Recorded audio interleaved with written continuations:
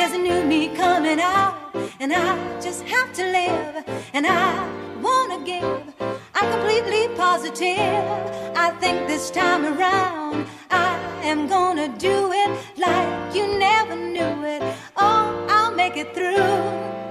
The time has come for me to break out of the shell. I have to shout that I am coming out. I'm coming out. I want the world to know.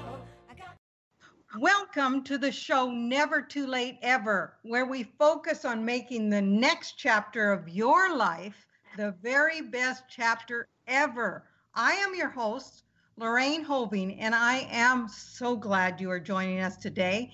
This day will change your life. Open your heart, open your ears, and listen, and you will find a gem, a treasure that you can apply to your life today. So this is my second week with my two guests, Gail and Catherine, and I am delighted to have them here. Hi, gals. Hello. Hi, Lorraine. We're happy to be back. I am so glad you made it. So this is going to be good because we're going to talk about your podcast, but let me give you a little introduction to Gail if you weren't here last week. And I would suggest if you weren't here last week, go dig that one up too. So Gail is a lifelong entrepreneur. She was the previous owner of 2 multi-million-dollar companies, and for the past 20 years, she has coached business owners, their teams, and groups to practice creative leadership. 2 years ago, Gail began Wonder Women Mastermind, and now at age 78, still unbelievable, even a week later, Gail, she is excited to work with women in various stages of transition to reimagine, I love this word, reimagine life as they age. Gail is an author, speaker, mentor, and recipient of numerous rewards. And Catherine has been listening to women's story for nearly 50 years as a mentor to female students ages 35 to 80. Students at 80, wow. As an instructor of women's issues and as researcher, writer on women as learners and on vital women in their 70s. Her primary context has been innovative, customized degree programs for adult learners, most of whom are women.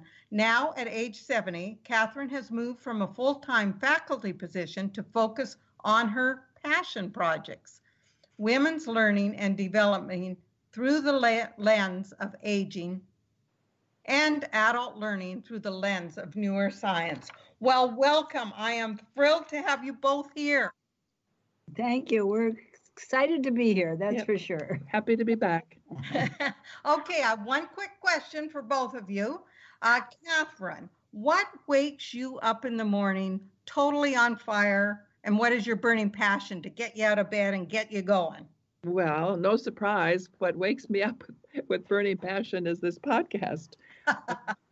I think about it almost all the time. Gail and I both are constantly on alert to identify people to invite as guests, and it's really fun to anticipate being able to talk with these women, and then to think about how to help this grow. And it's really, I had said last week that I like being part of a movement, and that this, for me, this is a movement in terms of vibrant aging and for women, all people, but women in particular. Love it. And how about you, Gail? So for you, Gail, what kind of wakes you up in the morning? I know Catherine voiced it very well, but what wakes you up excited in the morning and passionate about getting on with your day? Yes, so definitely everything that Catherine said is what I think too. And but I love teaching in any form. I love to do workshops. I love to do the mastermind for this reason. I love to coach the business owners that I coach. I love to be able to hear someone have an aha. Oh, yes. Yes, that makes them say, I never thought about it that way. You know, my company Gear Shift is all about shifting perspectives. And I guess that's what we're trying to do with the podcast too, is to help women shift perspectives And so that's really what lights my fire. Wow, that's cool. Hey, you've got another company called Gear Shift. You are an amazing woman. You've got a lot of projects. I do. And I'm even thinking about slowing down just a little. Yeah. So anyways, your podcast is called, tell people what it's called. Women Over 70, Aging Reimagined. Aging Reimagine, and I love the word reimagine, as I said. And why did you use that word reimagine? Exactly. Either one of you can go with that. Exactly, because that's what life is all about, right? We're constantly reinventing, reimagining ourselves. And when you can hear how other people are doing something, whatever it is, you are able to reimagine for yourself or imagine for yourself what it would be like if you did that too, or if you did it differently. Right. I love that. So as they listen to your podcast and they hear these incredible women that have done things at 70, 80, and 90, you're saying they can reimagine their life. So what that does is provide hope for people that are 70 and over, right? Lorraine, we got feedback from one of our guests who has listened to every single episode. And she told us recently that this has essentially changed her life. She is she's 73, 72, 73, and that her view of aging was one of decline. So that deficit approach to aging, I'm just going to get older and things are going to get worse and eventually I'll just fade out. Yeah. And now she thinks about her own life so differently. She's full of hope and she's reclaiming some earlier interests. She's exploring new things. She just has a whole new vitality about her. I love that. You know, when I do my podcast, sometimes I try and think of that one person out there that maybe has given up on their life or whatever, or doesn't have that sense of hope. And it's like a lifeline. And if we can reach just one or two people per podcast, it's always worth it. And when you hear a review like you just reiterated, Catherine, that's wonderful. Tell us a little bit about some of your other guests that you've had on the show. I'd love to hear about some of your guests. You know, we have various themes that have emerged from the podcasts we do, and so many of our guests fall into the area of social justice or spirituality, healing, what else? Integrative medicine, volunteerism, art. We have a woman, an 86-year-old woman. She 90? Who, Gerda? 97. 97. Right. Oh, Gerda, is her name Gerda, did you say? Gerda Meyer Bernstein. She installs these huge art projects that take up the size of a room that are all about social justice. She dreams them up in her. She's still doing it. She dreams them up in her head, and today she doesn't install them herself, but she has others install them for her. Amazing. There's about going back to Holocaust, immigration, violence against women. Her tagline, or what she says, is that her goal, her job here on Earth is to bear witness of man's inhumanity to man. That through her art. Wow, that's amazing. Now, what are some other guests that you may have had on that were impactful to you? Well, Joyce Sutphin is she's actually Minnesota Poet Laureate. She's 70. She is a recently retired university professor teaching creative writing and poetry. She's published 9 books of poetry. And on our podcast, she read 2 or 3 of those shorter poems. And what makes it so that would be cool. Is that she has been dealing with Parkinson's for the last 10 plus years. And so part of that is her own journey as she deals with this progressive disease.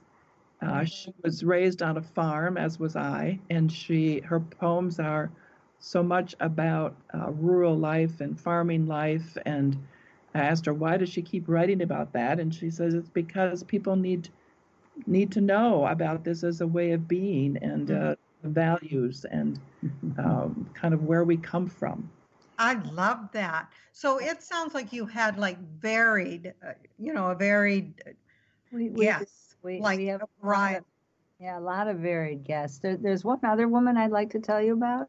I'd love to hear it. Her name is Janja Aby, and she lives in Switzerland, and she's 86 years old.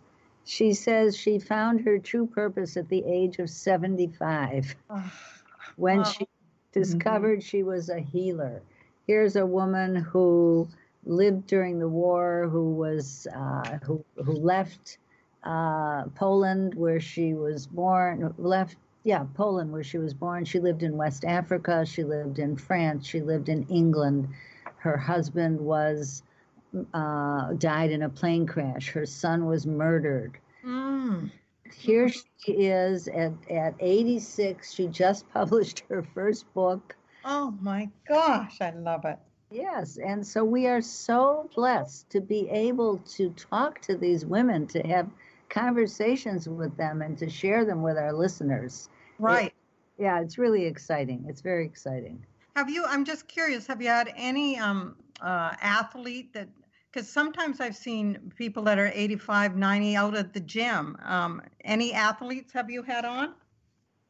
No, but most of our guests pay attention to health. We have a lot of walkers.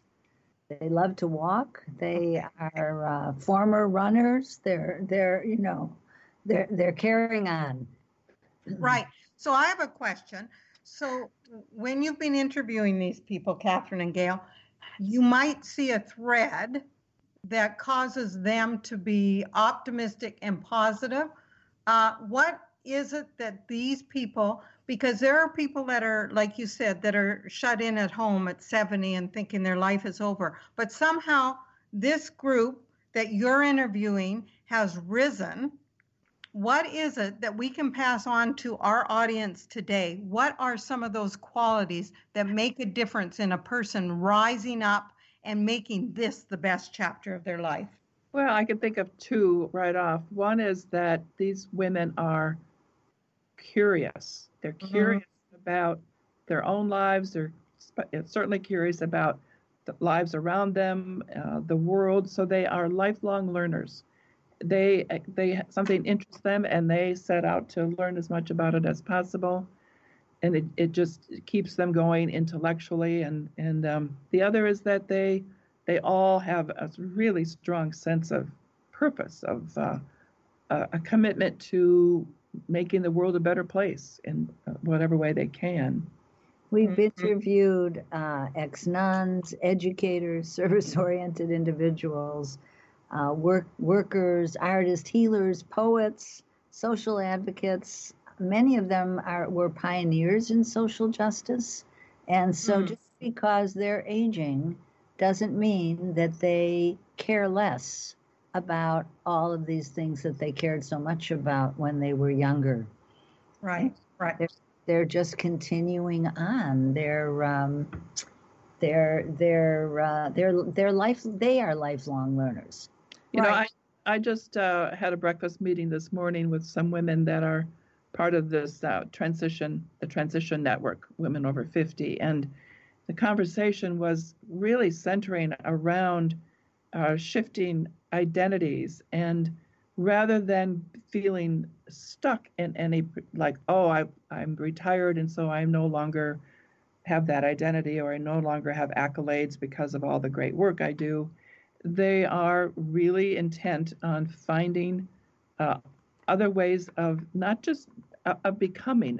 They're much more interested in who and how am I becoming, rather than now I reached that next pinnacle of my career, and very, very oriented to connection and relationship. And I think that cuts across really all of our guests. Right. And I see some themes in there that